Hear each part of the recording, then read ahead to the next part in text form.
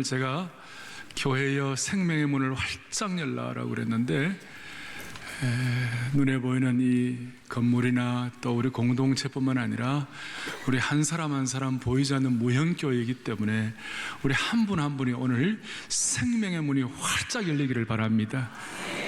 하늘문을 여시고 물붓듯한 하나님의 계획과 하나님의 말씀이 우리 가운데 선포되기를 원합니다. 저는 오늘 아까 말씀한 대로 교회의 생명문을 활짝 열라, 이 말씀을 같이 나누게 되는데요, 오늘 43절을 좀 보겠어요. 10장 43절, 사도행전 강해 오늘 22번째인데 43절을 좀 보겠어요. 43절 보면 함께 읽어보겠습니다. 그에 대하여 모든 선지자도 증언하되 그를 믿는 사람들이 다 그의 이름을 힘입어 죄 사함을 받는다 하였느니라. 아멘. 마음의 줄을 끄세요. 그를 믿는 사람들이 다 그의 이름을 힘입어 죄 사함을 받는다. 그게 다 죄 사함을 받는다. 죄 사함도 좋고, 근데 저는 다라는 말이 그렇게 와닿아 눈에 확 띄었어요. 다, everybody, 모든 사람들, 사모하는 모든 사람들이 죄 사함 받고 생명의 역사에 동참한다, 그런 뜻이라고 말할 수 있습니다. 얼마나 감사한지요. 사랑하는 여러분들이요, 사랑의 교회가 왜 이 새 예배당을 지었습니까? 우리만을 위한 것이 아닙니다. 우리들만의 리그를 위하여 지은 것이 아니에요. 모든 사람이 다 예수님의 이름을 힘입어 죄 사함을 얻는 축복을 누리기 위하여 이 예배당을 지은 줄로 확신합니다. 아시는 대로 전에 예배당은 장소가 좀 좁아가지고 본당에 들어가려면 30분씩 줄을 서야 되고 1시간씩 기다려야 되고, 이렇게 앞자리에 앉으려면 1시간씩 미리미리 와야 돼요.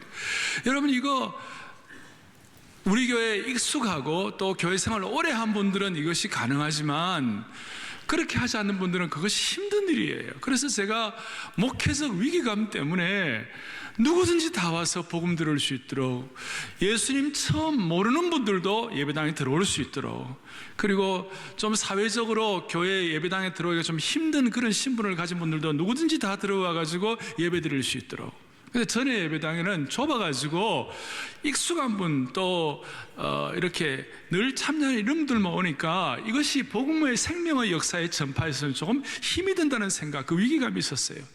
그래서 하나님 새 예배당 주시고 지금은 오시는 분들은 다 들어올 수 있습니다. 물론 조금 이제 군기가 좀 빠졌어요. 옛날에 일찍 와야 자리를 잡으니까 일찍 오는데 요즘은 조금씩 늦게 오는 분들도 계세요. 근데 지금은 누구나 신분 귀천의 제한이 없이 누구든지 예배당에 들어오고, 옛날보다도 우리 교회의 스펙트럼이 더 넓어졌어요. 아주 가난한 분들부터 시작해서 다 올 수 있게 하시고, 이제는 저 지하철만 타도 다 본당으로 들어오는 축복을 준 주님을 찬양합니다. 자, 이런 내용들을 앞에 놓고 오늘 몇 가지 좀 교훈을 받도록 하겠습니다. 생명의 문이 활짝 열리기 위하여 먼저 기억할 것, 오늘 첫 번째로는 생명의 복음의 역사가 있으면, 이 생명의 복음의 능력이 사람들마다 역사하기 시작하면 자연스럽게 하나님께서 겸손의 열매를 맺게 해주시는 것이에요. 그리고 이 생명의 복음이 진짜라면 그 복음을 선포하는 사람들에게는 항상 하나님께서 겸손한 자세를 끝까지 유지할 수 있도록 만들어주시는 거예요. 무슨 말인가? 자, 이제 보겠습니다. 23절 뒤에 이튿날 일어나 그들과 함께 갈새 욥바에서 온 어떤 형제들도 함께 가니라. 이게 무슨 말인가 하면, 고넬료가 초청을 내가지고 이제 사도 베드로가 고넬료에게 가야 되잖아요. 이방인에게도 복음 전하는 이 영광스러운 역사의 현장에 참여하고 쓰임받기 위하여 베드로께서 이렇게 순종을 하는 것이죠. 그런데 그 몇 명이 같이 갔냐면, 여기에 온 어떤 형제들도 함께 갔다 그랬는데 11장 12절을 보세요. 거기 보면 이렇게 나와 있어요. 11장 12절에 성령이 내게 명하사 아무 의심 말고 함께 가라 하시매 이 6 형제도 나와 함께 가서 그 사람의 집에 들어갔다 그랬어요. 그러니까 베드로와 함께 욥바에서 고넬료의 그 이방인 집에 정말 성령이 내리시는지, 이방 집에 정말 생명의 복음이 선포될 수 있는 것인지, 그분이 정말 고넬료라는 백부장이 예수님을 제대로 받아들이는 건지, 이걸 확증하기 위하여 베드로와 6명, 총 7명이 간 거예요. 신학자들은 왜 7명인가 했을 때, 그 당시에 그리스 로마 문화의 사회 관습법은 어떤 한 현상이 확신이 되고 증거가 되고 그것이 믿음으로 사람들에게 확인되려면 반드시 필요한 인원이 7명이었어요. 옛날에는 뭐 두세 증인이었지만 이 그레코로마 사회 관습법은, 그리스 로마의 사회 관습법은 7명이 있어야 그것이 사실이다 이렇게 확인할 수가 있는 거예요. 그래서 7명과 함께 또 초청한 사람들도 있잖아요. 10장 앞에 7절에 오면 하인들과 또 그 군인 하나 3명, 그렇게 해서 총 10명이 이제 요빠로부터 가이사라까지 한 60km 정도 되는데 거기를 이제 하루 종일 가고 그 이튿날까지 가는 거예요. 가가지고 보니까 깜짝 놀랐어요. 깜짝 놀라운 일이 기다리고 있는 거예요. 어떤 일이 있었는가?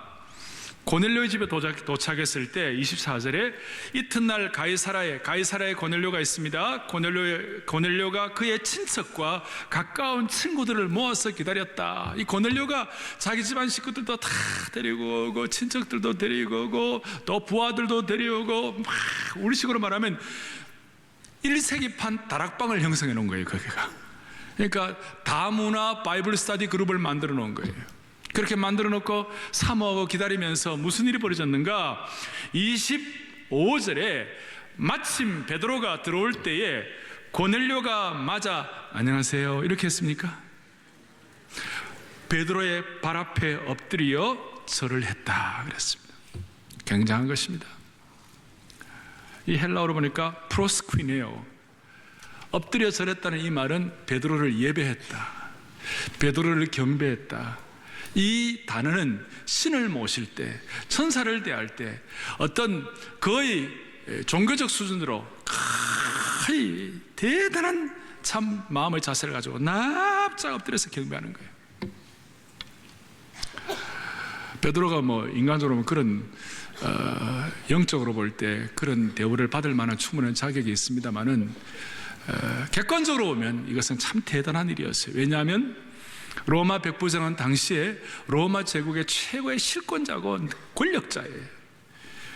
로마 사람으로 로마의 백부장들이 로마 제국의 어떤 허리를 담당하는 아주 힘 있는 위치에 있었는데 이 권력자가 당시 식민지의 초라한 어부 앞에 완전히 무릎을 꿇고 이렇게 프로스퀴네요, 완전히 절을 한다. 이건 대단한 것입니다. 일반적으로 할 수 없는 일이에요. 이건 뭘 상징하는지, 뭘 의미하는가? 백부장 고넬료가 그만큼 영혼과 생명의 역사에 대한 갈증이 충만했다는 것입니다. 그만큼 자기 영혼이 살아야 되겠다는, 나의 권력, 나의 계급장 다 떼고 나는 이 영적인 문제가 해결되고 생명의 역사가 내게는 와닿아야 된다는 사실 앞에 너무너무 간절했다는 사실이에요. 오늘 우리 모두에게도 이런 마음 주셨기 때문에 예수님 믿고 이 자리에 있는 줄로 믿습니다. 최의 권력자가 식민지 계급의 그 초라한 어부 앞에 납작 엎드렸어요. 그랬을 때 베드로가 내가 이런 대우를 받는 것이 당연하다, 절대 그렇지 않아요. 복음은 그러잖아요. 26절 보세요. 뭐라고 나와 있습니까? 26절에 베드로가 고넬료를 일으켜 이르되 일어서라. 그 다음 뭐라고 했습니까? 나도 사람이라.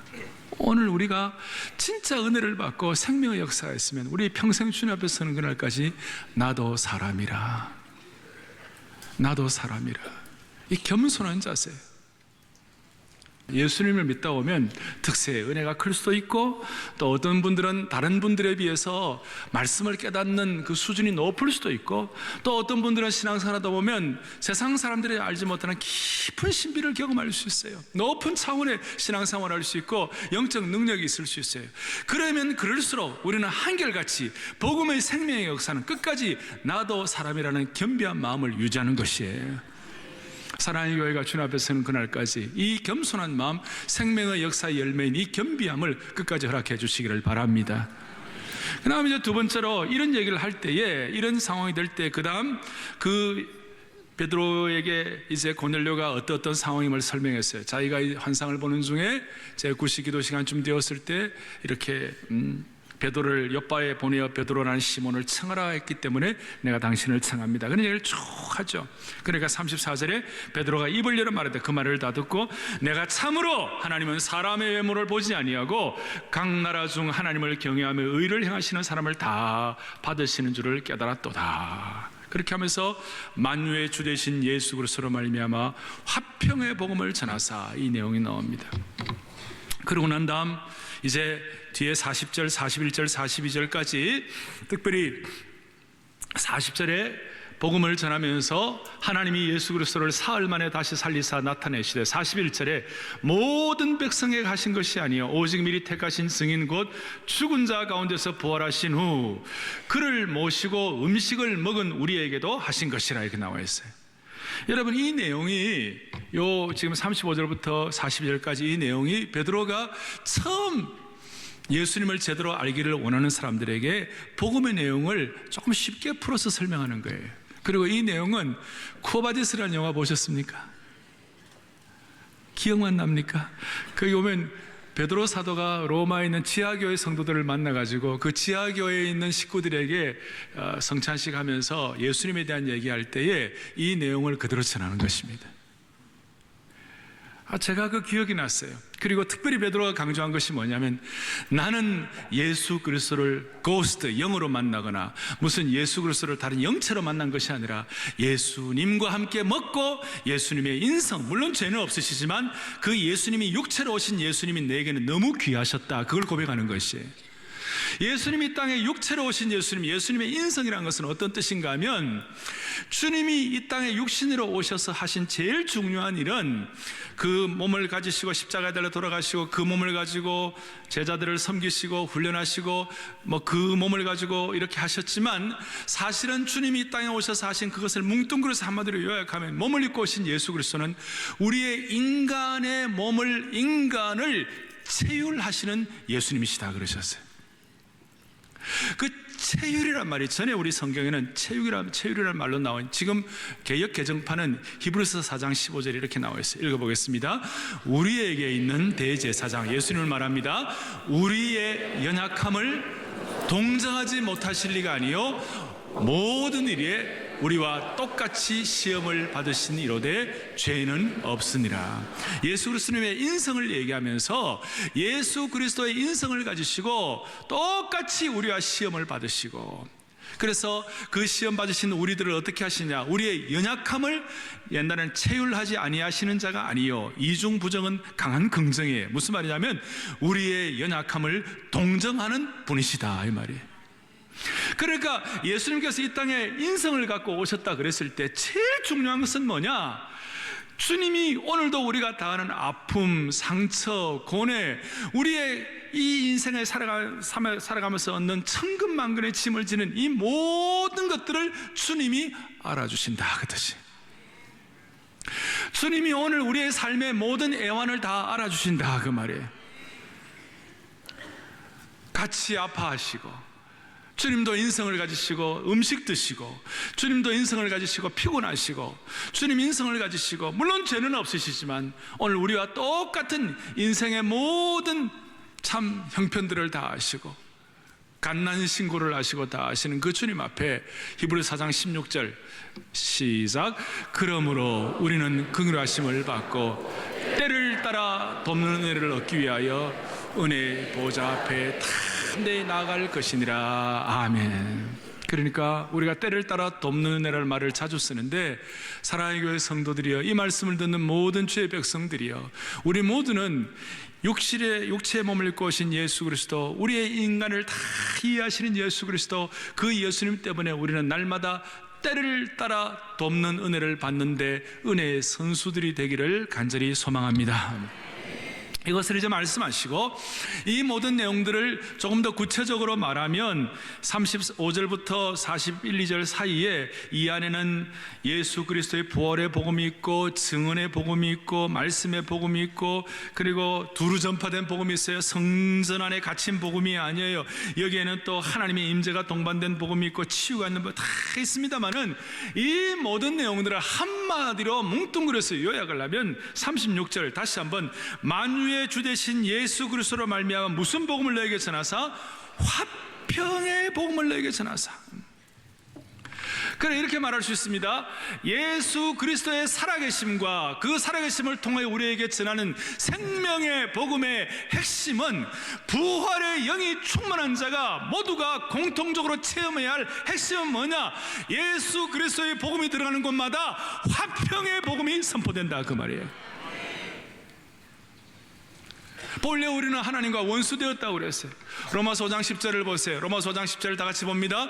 곧 우리가 원수되었을 때 그의 아들의 죽으심으로 말미암아 하나님과 화목하게 되었은즉 화목하게 된 자로서는 더욱 그의 살아나심으로 말미암아 구원을 받을 것이니라. 주님이 하나님 우리를 원수로 생각하는 것이 아니에요. 우리의 죄가 하나님과 원수가 되게 된 원인이 된 것이에요. 죄 때문에 하나님과 원수가 되었는데 예수 그리스도 이 땅에 그의 몸을 입고 오셔가지고 우리에게 주님께서 하시는 십자가 죽으심으로 말미암아 우리가 무슨 일이 벌어졌는가? 화평의 복음의 대상자가 된 것이에요. 오늘 이 은혜가 우리에게 평생 넘치기를 바랍니다. 생명의 복음의 핵심의 핵심은 화평의 복음이다.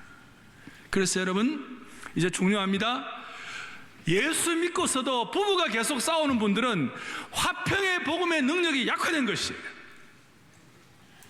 이 화평의 복음의 역사를 다시 회복해야만 하는 것이에요. 예수를 믿고서도 가정마다 예수 믿는 가정에 싸움과 분열이 있다면 예수 그리스도의 화평의 복음의 능력이 지배하는 가정이 아니라고 말할 수가 있는 것이에요. 공동체도 마찬가지입니다. 예수를 믿고서도 교회 안에서 교회가 하나 되지 못한다면 화평의 복음의 능력을 회복해야만 하는 것이에요. 예수 믿는 사람들 가운데도 이상하게 그 마음에 경쟁심 있는 사람들이 있어요. 그리고 이상하게도 파벌 그룹에 형성되는 사람들이 있어요. 이건 복음을 잘못 받고 있는 것이에요. 교회 생활하다 보면 우리도 모르게 이런저런 짐을 질 수도 있습니다만은, 사랑하는 교우들이여, 생명의 복음 부활의 역사가 우리 가운데 있을 때 복음의 핵심은 다시 36절에 예수 그리스도로 말미암아 화평의 복음이 우리 모두 각자의 마음속에 전파된 줄로 믿으셔야 하는 것입니다. 화평의 복음이에요. 이 복음의 말씀, 인간으로 오신 예수 그리스도께서 하신 그 영광스러운 일들을 다 설명하고 44절 보세요. 44절, 베드로가 이 말을 할 때에 그 다음에요, 더 설교를 할 수가 없었어요. 왜? 갑자기 말이에요. 44절에 이 말씀하는 중간에 그 설교가 갑자기 스탑되고 성령이 말씀 듣는 모든 사람들에게 내려오시니 그랬어요. 말씀이 역사하면 성령이 내려오시는 것이에요. 물론 우리 속에 성령이 임재하시지만, 내주하시는, 오늘 우리 시대는 성령이 내주하시지만 성령의 기름 부으심이 있게 되시는 것이에요. 성령님은 무소부재하신 분이세요. 우리는 너무 공간적인 한계, 육신의 한계가, 이 3차원의 사회에 사는 저희들은 공간적인 한계가 있기 때문에 우리 속에 내주하시는 분은 또 성령님이 부어주신다, 이걸 좀 이해를 잘 못해요. 그러나 성령님은 유무상통하시고 3차원을 뛰어넘는 분이세요. 모든 세 차원으로 올라가는 분이시기 때문에 우리 속에 내주하셔서 우리를 예수 그리스도를 믿게 하신 내주하시는 성령의 은혜가 있지만, 오늘도 필요하면 성령을 우리에게 부어주시는 것이에요. 새로운 공간의 차원인 것이에요. 영적 차원인 것이에요. 언제든지 영적인 거룩한 공간 이동을 하게 하신 주님을 찬양하시는 것이, 성령이 내려오셨어요. 성령이 오게 되시니까 무슨 일이 벌어요? 47절에 이에 베드로가 이 사람들이 우리와 같이 성령을 받았으니, 머리가 정말 쭈비 되어야 할 정도로 아마 베드로의 머리가 쭈뼛쭈뼛 올라갔을 거예요. 특세하면서 이번에 기름 부으심이 있고 성령 충만하고 기도의 영이 충만하니까 찬송하는 가운데 우리의 머리가 쭈뼛쭈뼛해지는 거예요. 성령 역사하는데 베드로가 이거 뭐 어떻게 한가할 수 없는, irresistible, 그 한가할 수 없는 power of Holy Spirit, 성령의 한가할 수 없는 능력을 받는 거예요. 그래서 무슨 일이 벌어졌는가? 이방인으로서의 첫 세례교인이 된 거예요. 가슴 벅찬 사건이에요. 가슴 벅찬 사건을 통하여 최초의 이방인 세례교인이 되고, 최초의 이방인 교회 예배가 되고, 최초의 이방인 성경 공부, 이방인들과 함께 시간을 보내는 동안 드디어 베드로가 깨닫는 것이 뭔가, 이 사람들도 똑같이 우리와 같은 하나님의 백성이구나. 자기도 모르게 베드로는 지난주에 유대적 편견이 남아있어가지고 어떻게 이방인들이 구원받을 수 있겠는가 그러면서 3번이나 환상 중에 부정한 음식들이 내려올 때 못 먹는다고 하는 그 좀 가슴 좁았던 베드로가 오늘 이 사건을 보면 완전히 벅차게 가슴이 그냥 용솟음 치는 거예요. 그리고 나중에 베드로가 마지막 그의 생애 고백한 베드로서 3장 9절 다 같이 읽어보겠습니다. 시작. 주의 약속은 어떤 이들이 더디다고 생각하는 것 같이 더딘 것이 아니라 오직 주께서는 너희를 대하여 오래 참으사 그 다음에 아무도 멸망하지 아니하고 다 회개하게 이르기를 원하시느니라. 아멘. 그 좁았던 베드로의 가슴이 이 이방인 선교와 이방인의 성령의 역사를 통한 이방인이 주님 앞에 돌아오는 이것을 보면서 그렇구나, 하나님은 다 참으셔서 유대인들뿐만 아니라 이방에 있는 모든 사람들이 주님 앞에 돌아오기를 원하시느니라. 이 하나님의 안타까운 심정, 너희를 다하여 오래 참으사, long suffering of God, 하나님의 오래 참으심을 통하여 아무도 멸망하지 않고 그 다음 뭡니까? 다 회개하기를 원하시더라. 화평의 복음의 능력을 베드로가 깨닫게 된 것을 주님 앞에 영광을 올려드립니다. 자, 저는 지금 첫 번째, 생명의 복음의 전달자는 다 겸손할 수밖에 없다. 생명의 복음의 열매는 겸손이다. 그 다음에 이 생명의 복음의 핵심은 화평의 복음이다 말씀을 드렸습니다. 이제 중요한 것이 남아 있습니다. 이 생명의 복음을 우리가 잘 이렇게 유지를 해야 되고, 이 생명의 복음을 우리가 잘 뭐라고 그럴까요? 감당을 하고 키핑을 해야 돼요. 근데 이걸 훼손하는 일들이 우리 주위에 많고, 또 우리에게도 이런 성향이 있어요. 외부적인 성향, 외부적인 어떤 환경, 내부적인 이런 성향이 있어요. 그것이 뭐냐? 할례당이 되면 안 돼요. 오늘 11장 1절 보겠습니다. 자, 이 내용을 가지고 베드로가 이 경험을 하고 난 다음에 이제 예루살렘에서 가이사랴까지 거리가 좀 떨어져 있죠. 거기서 그 가이사랴에서 막 파발마가 막 오는 거예요. 이야, 유대인만이 아니라 이방인에게도 복음이 선포되었구나. 하나님 나라 역사에서 볼 때는 이거 뭐 대단한 역사적 사건이 일어났구나, 분수령이 일어났구나, 막 이 소식이 막 예루살렘 교회에 막 전파된 거예요. 그러니까 예루살렘 교회에서 기쁘고 감사한 마음으로 놀라운 일이 있었습니다만은 11장 1절에 유대에 있는 사도들과 형제들이 이방인들도 하나님의 말씀을 받았담을 들었어요. 그런데 2절 보세요. 베드로가 그 은혜를 가지고 베드로가 예루살렘 교회로 돌아가는 거예요. 베드로가 예루살렘에 올라갔을 때에 그 다음에 문제예요. 할례자들이 비난하여, 할례당들이 비난하여 3절에 이르되 너가 무할례자의 집에 들어가 함께 먹었다 하니. 무슨 말입니까? 이 영광스럽고 가치 있고 귀한 일이 있는데도 불구하고 예루살렘 교회는 예루살렘 교회 성도들 가운데 어떤 부류, 소위 할례자들이 무슨 일을 벌이는가? 베드로가 말이죠, 그 놀라운 이방인들이 주님 앞에 돌아오는 그 사건에 대한 정말 대단한 그 일에 대해서 감사하고 찬양하는 대신에 베드로 왜 무할례자의 집에 들어가고 식사했냐? 본질이 아니라 덜 중요한 걸 가지고 시비를 걸기 시작하는 거예요. 이게 지금 어디에 있던 일이에요? 이게 지금 예수 믿지 않는 공동체가 아니에요. 예수 믿는 공동체, 예루살렘 교회라는 오순절 성령 강림의 능력과 은혜를 충만히 받은 그 공동체 안에 이런 일이 벌어지기 시작하는 거예요. 은혜 받고 성령이 역사하시고 복음의 역사에 대해서 그거 갖고 뭐라고 그러는 것이 아니라 왜 무할례자의 집에 들어가고 밥 먹었느냐고. 이 밥 먹은 것 가지고 시비를 하는 거예요. 본질이 아니라 비본질적인 것 가지고 교회가 서로 비판할 수 있는 이런 상황이 되었어요. 베드로는 겸손한 사람이니까 거기에 대해서 4절부터 자세하게 어떻게 그렇게 자초지종 일이 되었는지를 설명을 하고 있어요. 그러니까 나중에 그들이 이 말을 듣고 18절 다시 한번 더 18절 읽겠습니다. 11장 18절입니다. 시작. 그들이 이 말을 듣고 잠잠하여 하나님께 영광을 돌려 이르되 그러면 하나님께서 이방인에게도 생명 얻는 회개를 주셨다 하니라. 17절 보니까 그런즉 하나님이 우리가 주 예수 그리스도를 믿을 때에 주신 것과 같은 선물을 그들에게도 주셨으니 내가 누구에게 하나님을 능히 맡겠느냐. 이방인들도 동일하게 은혜를 받았는데 내가 어떻게 맡겠냐. 그러니까 그들이, 비판자들, 이런 사람들이 이 말을 듣고 잠잠하여 하나님께 영광을 돌리고 이방인에게도 생명 얻는 회개를 주셨다. 이렇게 납작 엎드리도록 그렇게 했어요. 그런데 제가 왜 이 말씀, 이렇게 하고 동의를 하고 회개를 했지만, 이렇게 같이 마음을 같이 열었지만, 그래도 이 할례에 대한 그들의 어떤 그 선입관, 그들의 편견, 그들의 고정관념은 너무 강해갖고요. 뒤에 15장 보면요, 제가 읽다가요, 어떤 사람들이 유대로부터 내려와서 형제들을 가르치되 너희가 모세의 법대로 할례를 받지 않으면 능히 구원을 받지 못하리라. 또 하는 거예요. 15장 5절 보세요. 15장 5절. 바리새파 중에 어떤 믿는 사람들이 일어나 말하되 이방인에게 할례를 행하고 모세의 율법을 지키라 명하는 것이 뭐하다? 마땅하다. 이 할례파 정말 끈질겨요.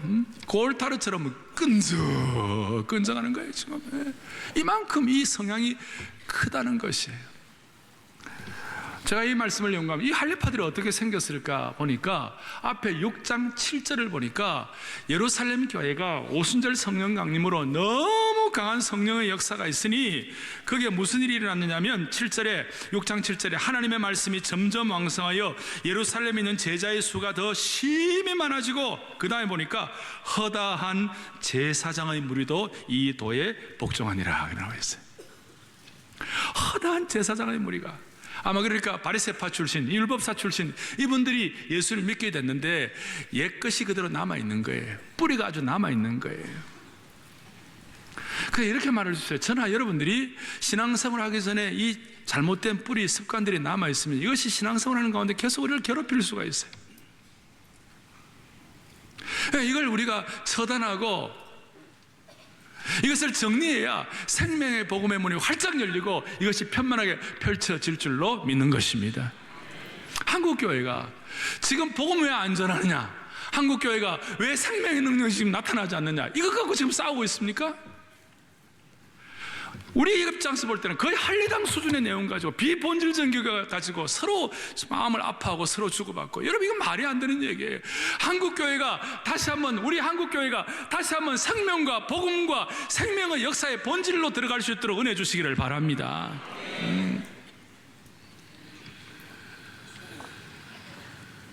할례당의 핵심은 복음 플러스 알파예요.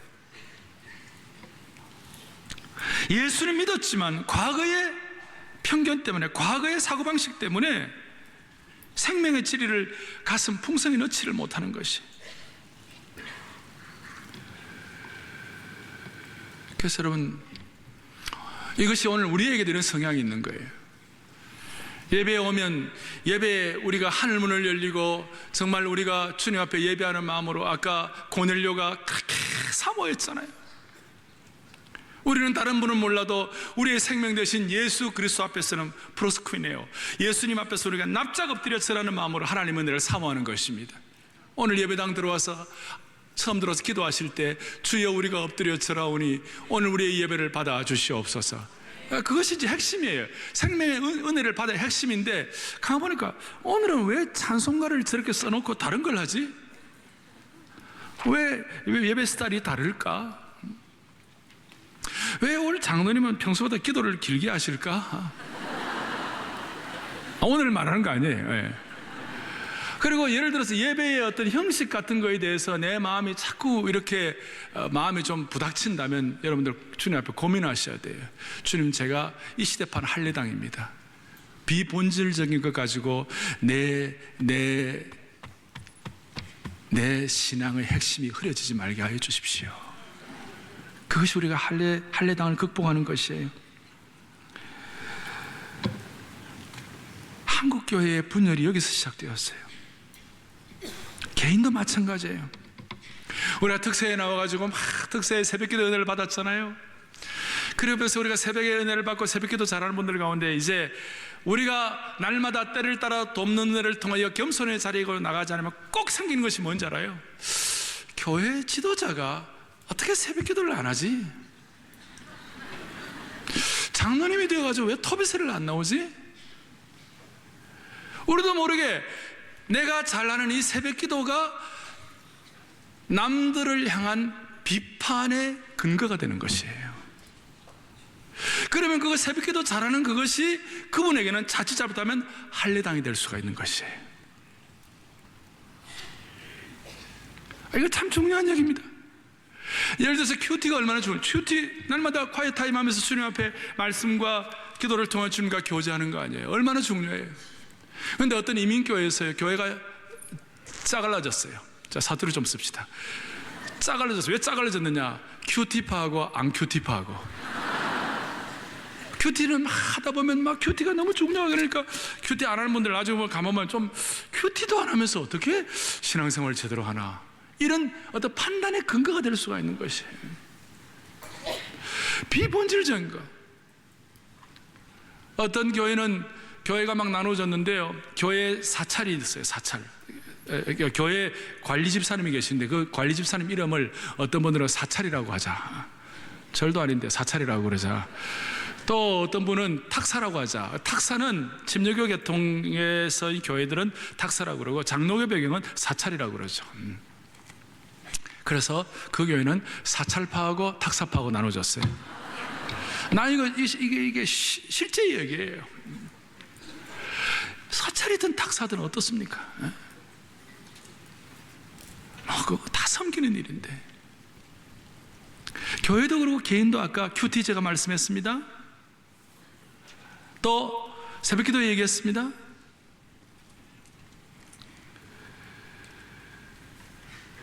하나님께 기도를 잘하는 것은 좋은 거예요.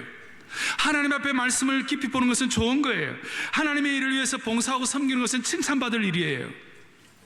그런데 그 기도와 말씀과 봉사가 하나님 앞에서가 아니라 사람 앞에서 사람의 눈을 의식하기 시작할 때, 그것은 교회 안에서 자신의 신분이나 지위를 나타내는 완장을 차기 시작하는 것입니다.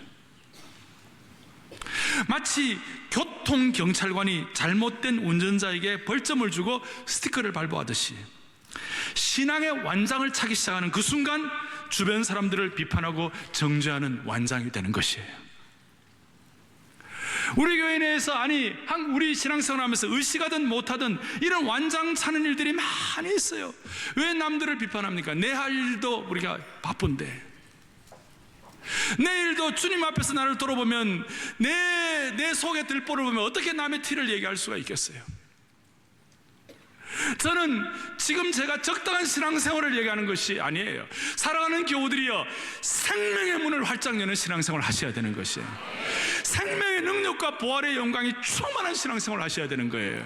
그러려면 이 완장을 버려야 돼요. 완장을. 한국교회의 완장을 주님 제거하게 하여 주십시오. 우리 속에 있는 이 완장을 차는 성향을 버리게 하여 주시옵소서. 내가 잘하는 그것이 자칫 잘못하면 남을 평가하는 도구가 되지 말게 하여 주시옵소서. 우리가 이렇게 잘할 수 있는 것은 하나님 은혜 주셔서 잘할 수 있는 것이고, 저는요, 사랑의 교회 특세에 10,000명이 모인다 이래가지고 제가 어떤 교회가 100명도 못 모인다 그랬을 때 그는 하나도 제가 얘기하잖아요. 왜냐하면 10,000명 모이는 것보다 100명 모이는 게 더 힘들어요. 10명, 20명 모이는 게 더 힘들어요. 시골에서 10명, 20명 데리고 개척교회 하면서 교회 섬기는 거요, 제가 하는 것보다 더 힘들어요. 그분들. 제가 그냥 하는 말이야. 나는 개척교회도 해봤고 우리 아버지 개척교회 하는 거 5명, 10명 다 눈물로 기도하는 그거 정말 힘든 일이에요. 그렇기 때문에 나는 어떤 숫자나 이런 걸 가지고 평가할 마음이 하나도 없어요. 원하옵기는 우리 온 성도들 할례당이 되지 말고 생명의 역사의 복음당이 되기를 바랍니다. 생명의 복음당 되기를 바라는 것입니다. 그리고 이 생명의 복음을 나 혼자만 알지 말고 생명의 복음을 선포하고 나눠줄 수 있는 주의 신실한 종들 되었으면 좋겠습니다. 소위 이 생명의 심장 이식 수술을 해야 되는 거예요. 지난 수요일날 우리는 하형록 목사님 간증을 들으면서 참 마음에 와닿은 거 있었죠. 자기가 좋은 심장을 자기가 받아갖고 할 수 있는데 어떤 분이 지금 그 심장 이식 수술을 안 하면 자기 이미 받기로 되어 있었는데 죽어가는 아주머니를 보면서 그냥 기도하다가 내 이웃을 사랑하는 그 주님의 음성에 완전히 그 말씀이 자기에게는 레마의 말씀으로 살아있는 말씀으로 느껴졌기 때문에 자기 심장을 양보했다 그러잖아요. 그리고 좋지 않는 심장을 받았다가 다시 또 제 심장 이식 수술 2번이나 해야 되는 그런 사건을 말씀했는데 그것이 그렇게 마음에 와닿았어요.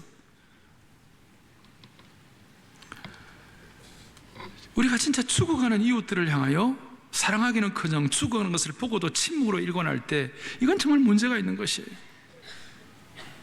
존 스타트 목사님은 진정으로 생명의 복음이 그 주장하는 바대로 기쁜 소식이고 좋은 소식이라면, 그리고 그 생명의 복음이 우리에게 맡겨져 있다면 그것을 다른 사람들에게 전달하지 않는 것은 죄를 짓는 것이다 그랬어요.